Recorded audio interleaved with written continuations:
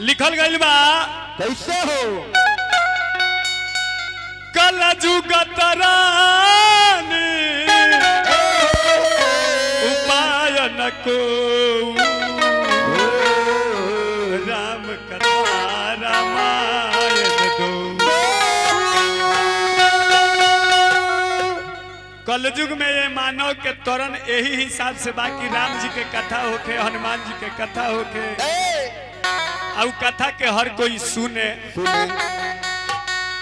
कोई गावे कोई सुने तब तरण होई। तुलसीदास लिखनी लेकिन तुलसीदास यो लिखनी कि कल जुग केवल नाम आधारा सुमरी सुमरी नर उतरहि पारा। ऐसे हम कहेब कि जे भी बा अब तो हम जानते नहीं कि आधा लोग में से झरिए गई काहे कि वो लोग लायक चीज हो गई वो लोग के मन भर फूक गई। अब में जे भी बचल बा उस सुर में बचल बा काहे हो कि सरोता दू किस्म के होला लो कौन एगो होला लो सुपा बरन एगो होला लो चलनी बरन। वो कैसे हो सुपा बरन होला लो कि सारा चाउर भीतर रह जाए सारा भूसा बाहर हो जाए आ चलनी बरन रहला लो कि सारा भूसा अपना में रख लीलो सारा आटा बाहर कर दी। हां जी तो जितना बचल बनी सो हमनी उतने में तनी बढ़िया से हो जाए ऐसे कि अवंती में टाइम बा अंत भला तो सब भला।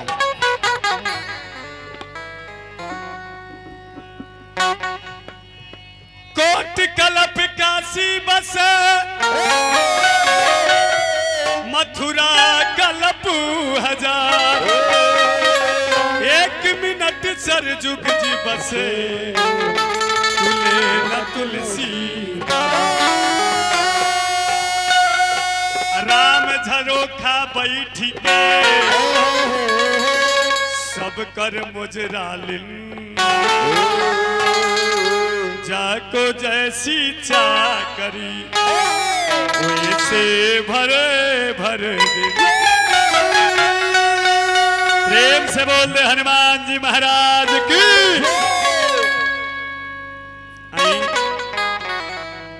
एगो भजन रहुआ लोगन के सुनाए बेकरा बाद तो हमरा बुझाता कि सुगाह गांव में सोहर ना चलेला। चली हम मलकिनी सुने खातिर बैठल बानी वही में तारा गांव का मलकिनी ऐसे जे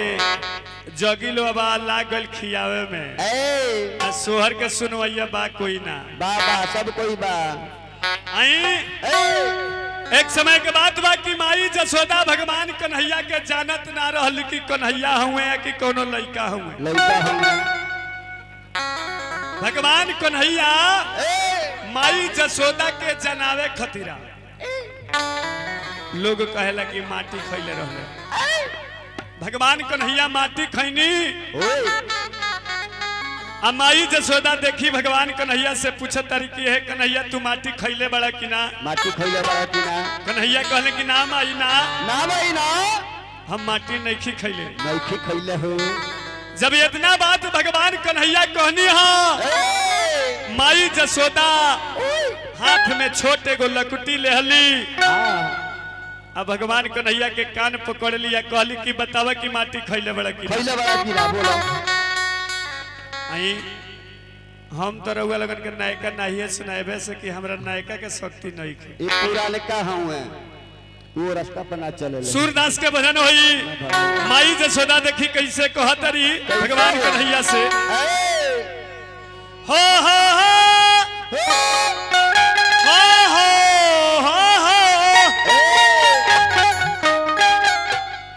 हरि गगना लियो जगदीश कमल मुख गगना लियो जगदीश कमल मुख गगना लियो जगदीश कमल मुख गगना लियो जगदीश गगना लियो जगदीश कमल मुख गगना लियो जगदीश गगना लियो जगदीश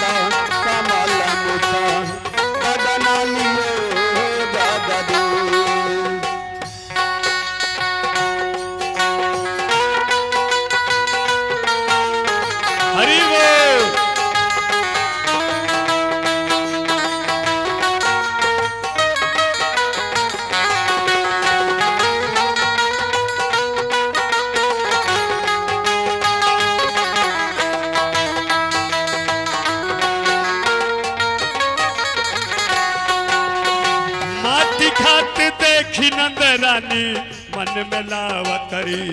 ए रामा मन में लावतरी माटी खात देखी नंद रानी मन में आवतरी ए रामा मन में आवतरी माटी खात देखी नंद रानी मन में लावतरी ए रामा मन में लावतरी माटी खात देखी नंद रानी मन में आवतरी ए रामा मन में आवतरी हो हो हो हो हो हो लेके लकुटिया त्रास दिखावे लेके लकुटिया त्रास दिखावे कपिल भाई हां हां बेरा के युग में यदि माई लो बबुआ के मारे के तैयारी हो जाई तो बबुआ लो पहले ही माई लो के मारे लगी हां 2-4 मेटा जमा दी लेकिन माई जसोदा भगवान कन्हैया के जब मारे के तैयारी भइनी हां तब माई के खीस ओरवावे खातिर भगवान कन्हैया हंसतनी आ देखी का होता के लकुटिया त्रास दिखावे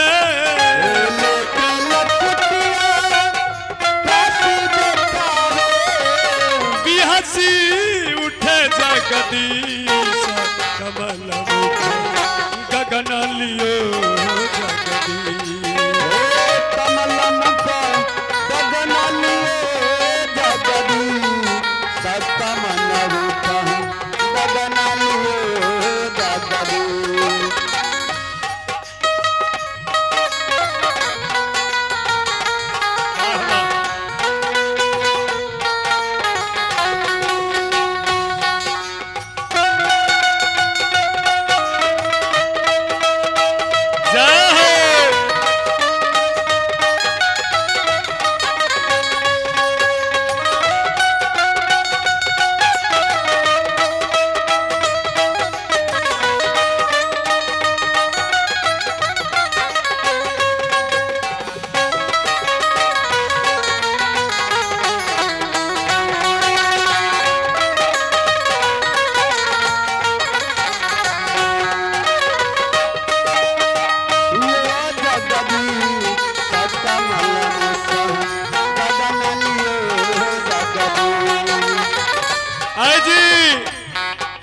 यशोदा के विश्वास ना भइल माई यशोदा कहली कि हे कन्हैया जबले अपन मुंह ना खोलबा तबले हम ना मानेब अब भगवान कन्हैया देखी अपन मुंह खोलतनी अब वो मुंह में देखी वीडियो सीरियल में क्या मिलता हो हरिमुख 7-27 देखी 10-2-10-33 ए रामा 10-2-10-33 हरिमुख 7-27 देखी ई भजन समझे वाला बयस की एह बेरा न केहू सुनवाइए करबा न केहू गवैये बा गांव बा वही से हमहू गा लेतनी समझाई ना तो बाहरा में जाई जाला तो ना गावे नी समझाई हरिमुख 7-27 देखी 7 दिन देखी 27 नक्षत्र देखी 10 दिक्पाल देखी 33,000 देवता को देखती है पैर को पकड़ लेती है धन्य हो कन्हैया आज मैंने जान गई सचमुच को तू कन्हैया है भगवान कन्हैया देखी देखावत नहीं कैसे अरे हरिमुख 7-27 देखी 10-2-10-33 ए रामा 10-2-10-33 हरिमुख 7-27 देखी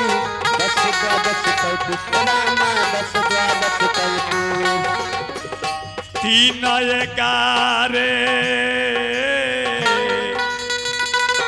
3-11 खोरस देखी त्रिनेत्र शंकर जी के मंदिर 11 रुद्र हनुमान जी के ध्वजा माई जसोदा जब देखली हो तो अपना के सहम गई कैसे 3-11 खोरस देखी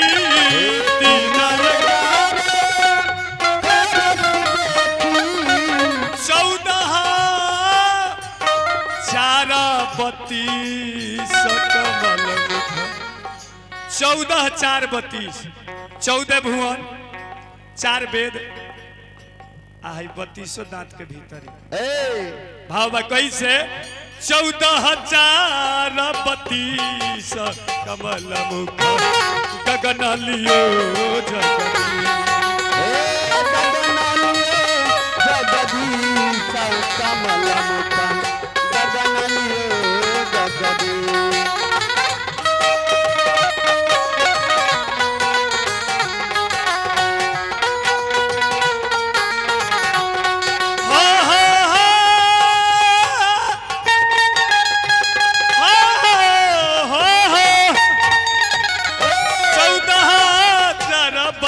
कमल मुख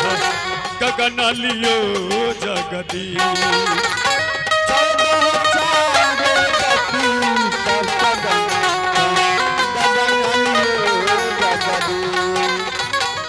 दौकठ 8 18 देखी राम कृष्ण को देखती है 8 देवियां को देखती है 18 पुराण को देखती है और कहती है कि धनैया कन्हैया सारी दुनिया मिल गई कैसे दौकठ 8 18 देखी पवन 29 ए रमा पवन 29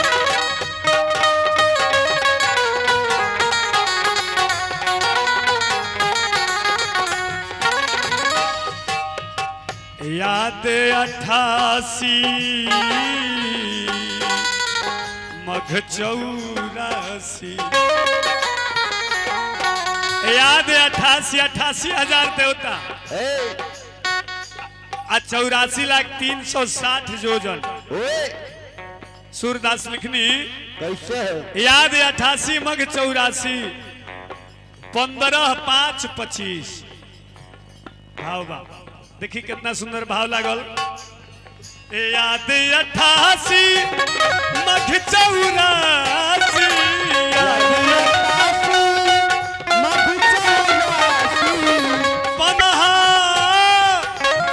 25 कमल मुख गगन लियो जगदी 15 5 25 कमल मुख गगन लियो जगदी ओ गगन लियो जगदीश कमल मुख गगन लियो जगदी गगन लियो जगदीश कमल मुख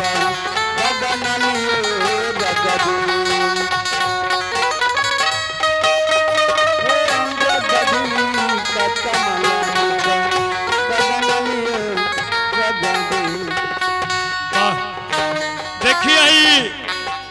नौसद नदिया अगम बहत है पवन 29 ए रमा पवन 29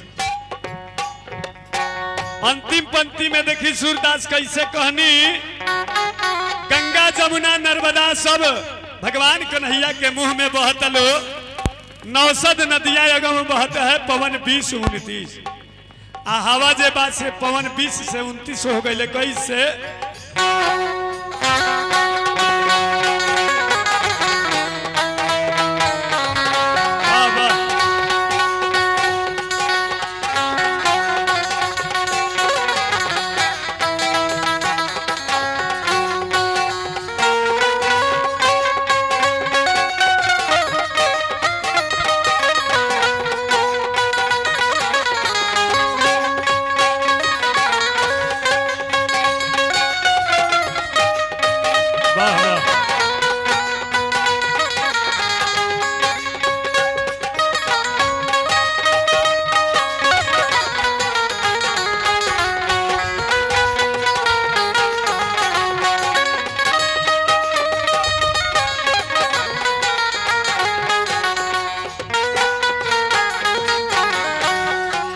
नौसद नदिया अगम बहत है पवन 20 29 ए रमा पवन 20 29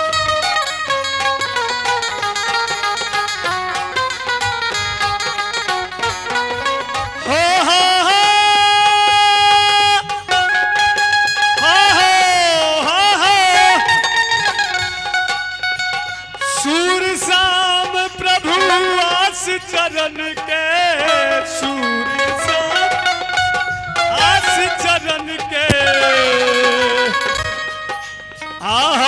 के नाम तसीस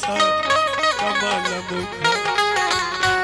भगवान कन्हैया के पैर पकड़ लेली आ कहत रही कि धन्य हो कन्हैया, आज मैं जान गई कि तू कन्हैया है। हरिया के नाम तसीस कमल मुख गगन लियो जगत।